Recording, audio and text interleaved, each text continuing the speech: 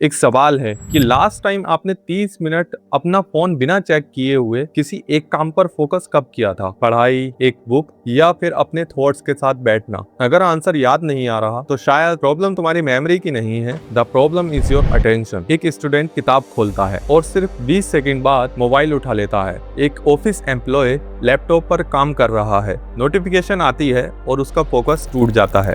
ये सीन सिर्फ तुम्हारे साथ नहीं होता, ये आज की पूरी जनरेशन की रियलिटी है। आज हम पहले से ज्यादा कनेक्टेड हैं, लेकिन पहले से कम फोकस्ड। इंफॉर्मेशन पहले से ज्यादा है, लेकिन डीप नॉलेज पहले से कम। एंटरटेनमेंट हर सेकंड अवेलेबल है, लेकिन पेशेंस ऑलमोस्ट खत्म हो चुका है। और सबसे डेंजरस बात, हमें लगता है ये नॉर्मल है, लेकिन सच क्या है? सच ये है कि तुम्हारा दिमाग अचानक से वीक नहीं हुआ, उसे धीरे धीरे डिजाइन करके इस तरह बनाया गया है।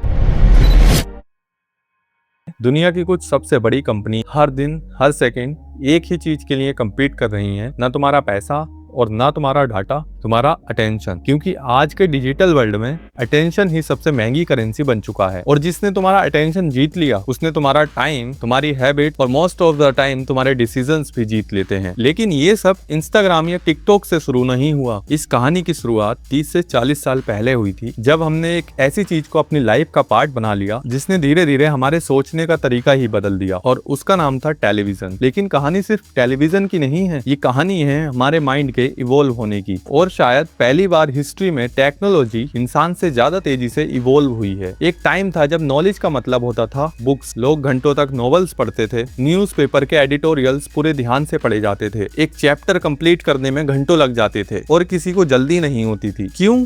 क्योंकि उस जमाने में फोकस एक नॉर्मल चीज थी। लेकिन फिर सब कुछ बदलने लगा। टेलीविजन घर घर तक पहुंच गए। अब इंफॉर्मेशन पढ़नी नहीं पड़ती थी, बस देखनी पड़ती थी। हमारा ब्रेन लॉन्ग फॉर्म थिंकिंग की जगह क्विक एंटरटेनमेंट का एडिक्ट होने लगा। 1985 में एक मीडिया स्कॉलर नील पोस्टमैन ने एक किताब लिखी, अम्यूजिंग आवरसेल्व्स टू डेथ। उन्होंने एक बहुत पावरफुल आइडिया दिया, the medium is the message. सिर्फ ये इंपॉर्टेंट नहीं है कि हम क्या कंज्यूम कर रहे हैं, हम किस मीडियम से कंज्यूम कर रहे हैं, ये भी हमारे सोचने का तरीका बदल देता है। सोचो, एक बुक के 10 पेज में जो इन्फॉर्मेशन है, वही इन्फॉर्मेशन 30 सेकंड की रील में देखना। दोनों में इन्फॉर्मेशन शायद सेम हो, लेकिन तुम्हारा ब्रेन दोनों एक्सपीरियंसेस को अलग तरीके से प्रोसेस करता है। बुक तुमसे एफर्ट मांगती है, रील तुम्हें एफर्ट से बचाती है, और जब एफर्ट कम होता है तो ब्रेन भी धीरे धीरे एफर्ट करना छोड़ देता है। लेकिन टेलीविजन भी सिर्फ एक शुरुआत थी। असली रेवोल्यूशन तब आया जब इंटरनेट हर घर तक पहुंच गया, और फिर एक छोटी सी डिवाइस ने, जो अभी शायद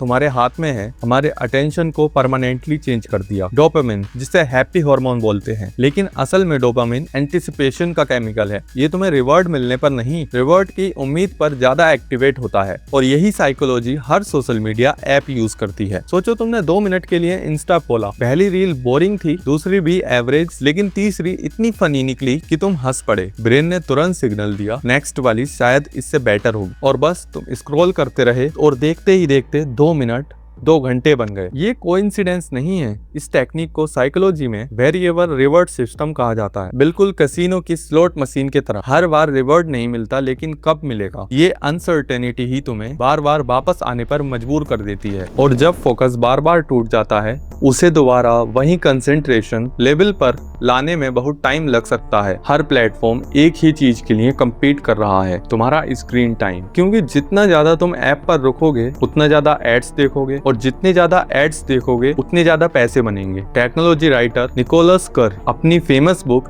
द शैलोज में लिखते हैं कि हमारा ब्रेन न्यूरोप्लास्टिक है, यानी हमारा ब्रेन रोज खुद की आदतों की वजह से अपने आप को बदलता रहता है। अगर तुम रोज घंटों तक डीप रीडिंग करोगे तो ब्रेन उसमें बेटर हो जाएगा, लेकिन अगर रोज घंटों रील्स स्क्रॉल करोगे तो ब्रेन फास्ट स्विचिंग का एक्सपर्ट बन जाएगा। लेकिन अगर ये सब इतना हार्मफुल है, तो दुनिया की सबसे बड़ी टेक कंपनीज इसे रोकने की जगह और ज्यादा एडिक्टिव क्यों बना रही हैं? क्योंकि उनका प्रोडक्ट सोशल मीडिया नहीं है, उनका असली प्रोडक्ट तुम्हारा अटेंशन है। एक फेमस कोट है, if you are not paying for the product, you are the product. लेकिन आज के डिजिटल वर्ल्ड में ये स्टेटमेंट भी पूरी तरह सही नहीं है। तुम प्रोडक्ट भी हो और कस्टमर भी। कंपनीज तुम्हारी अटेंशन एडवर्टाइजर्स को बेचती हैं, और जितना ज्यादा टाइम तुम ऐप पर स्पेंड करते हो, उतने ही ज्यादा प्रॉफिट जनरेट होते हैं। इसीलिए उनका गोल सिर्फ इतना नहीं होता कि तुम ऐप ओपन करो, उनका कॉल होता है कि तुम ऐप बंद ही ना करो। फेसबुक के पहले प्रेसिडेंट सीन पार्कर ने एक इंटरव्यू में एक्सेप्ट किया कि फेसबुक को डिजाइन करते वक्त उन्होंने सोचा था हम यूजर्स का जितना ज्यादा टाइम और कॉन्शियस अटेंशन कंज्यूम कर सकें उतना बेटर है, और इसके लिए लाइक्स, कमेंट, नोटिफिकेशन, हर छोटी इंटरेक्शन को इस तरह डिजाइन किया गया कि तुम्हें बार बार ऐप खोलने का मन करे। ये सिर्फ फीचर्स नहीं है, ये स्ट्रेटेजी है। अब एक बार अपना YouTube होम पेज इमेजिन करो, एक वीडियो खत्म भी नहीं होती और नीचे 20 रिकमेंडेशन रेडी होती हैं। इंस्टाग्राम पर एक रील खत्म होती है, दूसरी ऑटोमेटिकली चल पड़ती है। नेटफ्लिक्स पूछता भी नहीं है, सिर्फ 5 सेकंड बाद नेक्स्ट एपिसोड चालू हो जाता है। क्यों? क्योंकि हर सेकंड जब तुम रुकते हो कंपनी पैसा कमा रही होती है, और हर सेकंड जब तुम ऐप से बाहर जाते हो उनका लॉस होता है। सबसे इंटरेस्टिंग बात यह है, आज एल्गोरिदम तुम्हारे दोस्त से भी ज्यादा तुम्हें समझते हैं। तुम कितनी देर किसी वीडियो पर रुकते हो, किस थंबनेल पर क्लिक करते हो, किस टॉपिक को स्किप कर देते हो, रात को कितने बजे एक्टिव रहते हो, सब कुछ कंटिन्यूअसली एनालाइज होता रहता है। फिर AI डिसाइड करती है इस इंसान को अगला कंटेंट क्या दिखाना है, ताकि ये और 10 मिनट रुक जाए। और धीरे धीरे तुम कंटेंट चूज नहीं करते, कंटेंट तुम्हें चूज करना शुरू कर देता है। आयरनी देखो, जिन लोगों ने ये टेक्नोलॉजी बनाई वही लोग इसके डेंजर को सबसे अच्छी तरह समझते हैं। According to the reports, Steve Jobs अपने बच्चों के स्क्रीन टाइम को काफी लिमिट करते थे। कई सिलिकॉन वैली एग्जीक्यूटिव्स भी अपने बच्चों के लिए स्ट्रिक्ट डिजिटल रूल्स फॉलो करते हैं। क्यों? क्योंकि वो जानते हैं ये डिवाइसेस सिर्फ यूजफुल टूल्स नहीं है, ये अटेंशन मशीन्स हैं। और इसीलिए आज की सबसे बड़ी कंपटीशन एप्पल और गूगल के बीच नहीं है, इंस्टाग्राम और यूट्यूब के बीच नहीं है। सबसे बड़ा कंपटीशन तुम्हारे माइंड के अंदर चल रहा है। एक तरफ तुम्हारे ड्रीम्स, तुम्हारे गोल, तुम्हारा फ्यूचर, और दूसरी तरफ हजारों इंजीनियर, साइकोलॉजिस्ट और AI सिस्टम जो हर दिन सिर्फ एक काम कर रहे हैं, तुम्हारा अटेंशन जीतने की कोशिश। और जब ये बैटल हर रोज चलती है तो नुकसान सिर्फ तुम्हारे स्क्रीन टाइम का नहीं होता, नुकसान होता है तुम्हारी मेमोरी का, तुम्हारी क्रिएटिविटी का, तुम्हारे रिलेशनशिप्स का, और आखिर में तुम्हारी जिंदगी का। क्योंकि अटेंशन एक दिन में चोरी नहीं होती, थोड़ा थोड़ा करके चोरी होती है, और जब तक तुम्हें एहसास होता है तब तक आदत बन चुकी होती है। एक सिंपल एक्सपेरिमेंट करके देखो, अपना फोन दूसरे रूम में रख दो और बिना किसी डिस्ट्रैक्शन के सिर्फ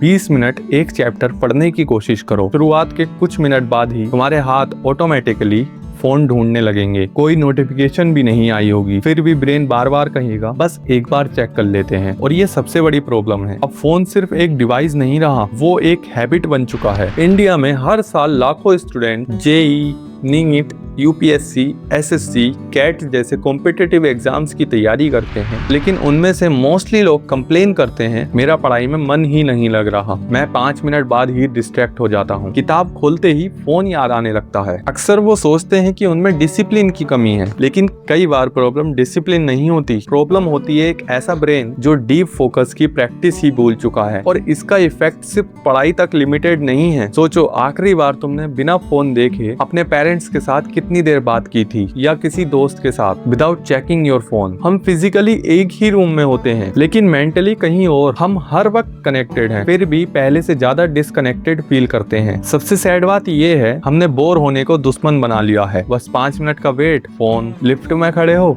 फोन, खाना आने का वेट है, सोने से पहले, उठते ही फोन। हर छोटा सा खाली मोमेंट फोन से भर दिया गया है। लेकिन यही वो मोमेंट्स थे जहाँ क्रिएटिविटी जन्म लेती थी, जहाँ इंसान खुद से बात करता था। आज हम बोर होने से इतना डरते हैं कि हमने सोचना ही कम कर दिया। लेकिन इस स्टोरी का एंड इतना डिप्रेसिंग नहीं है, क्योंकि जिस चीज ने तुम्हारे ब्रेन को बदला है उस ब्रेन की एक और क्वालिटी है। साइंस इसे कहती है न्यूरोप्लास्टिसिटी, यानी तुम्हारा ब्रेन दोबारा भी चेंज हो सकता है। तुम अपना फोकस वापस ला सकते हो, लेकिन उसके लिए सिर्फ एप्स डिलीट करना काफी नहीं होगा, तुम्हें अपनी डेली हैबिट्स को दोबारा डिजाइन करना होगा। और अच्छी बात यह है, इसके लिए किसी एक्सपेंसिव कोर्स या प्रोडक्टिविटी गुरु की जरूरत नहीं है। बस कुछ सिंपल चेंजेस जो धीरे धीरे तुम्हारे ब्रेन को फिर से डीप फोकस सिखाएंगे और शायद तुम्हारी लाइफ भी चेंज कर देंगे। तुम अपना फोकस वापस ला सकते हो, लेकिन उसके लिए सबसे पहले तुम्हें एक बात समझनी होगी, will power alone is not enough. अगर तुम रोज अपने फोन से लड़ रहे हो तो तुम गलत बैटल फील्ड पर खड़े हो, क्योंकि तुम सिर्फ अपनी हैबिट से नहीं, एक ऐसी इंडस्ट्री से लड़ रहे हो जिसने तुम्हारा अटेंशन कैप्चर करने के लिए बिलियंस ऑफ डॉलर इन्वेस्ट किए हैं। इसीलिए सॉल्यूशन सिर्फ मोटिवेशन नहीं, एनवायरनमेंट चेंज करना है। सबसे पहला स्टेप, अपने फोन को हर वक्त अपने पास रखना बंद करो। जब पढ़ने बैठो या फिर कोई प्रोडक्टिव काम करने बैठो, नोटिफिकेशन ऑफ कर दो, क्योंकि फोकस टूटने के बाद उसी लेवल की कंसंट्रेशन वापस पाने में काफी वक्त लग सकता है। कभी कभी एक नोटिफिकेशन का कॉस्ट 5 सेकंड नहीं, पूरे 20 से 30 मिनट की प्रोडक्टिविटी होती है। दूसरा स्टेप, अपने ब्रेन को दोबारा डीप थिंकिंग की ट्रेनिंग दो। रोज सिर्फ 15 से 20 मिनट किसी अच्छी बुक को पढ़ो, ना हाईलाइट, ना समरीज और ना ही 60 सेकंड एक्सप्लेनर्स, क्योंकि बुक तुम्हें सिर्फ इंफॉर्मेशन नहीं देती, वो तुम्हारे दिमाग को सोचना सिखाती है। स्टार्टिंग में मुश्किल लगेगा, हो सकता है 5 मिनट बाद ही मन भटकने लगे,